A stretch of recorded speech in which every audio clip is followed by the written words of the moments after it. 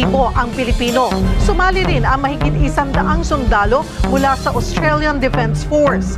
14 na bansa ang tatayong observers, kabilang ang Germany, Canada, Great Britain, France, New Zealand, India, Japan at South Korea.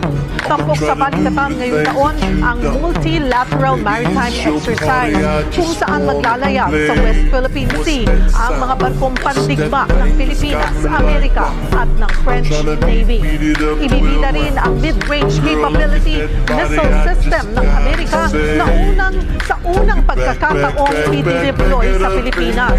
Gaganapin ang pagsasanay sa ilang strategic locations gaya ng Palawan, Ilocos Norte at Batanes hanggang sa Mayo 10. Pero bago pa man mag-umpisa, 2 Chinese militia ships ang namatang umaanhid sa dagat malapit sa Palawan sa bisperas ng balikatan kahapon.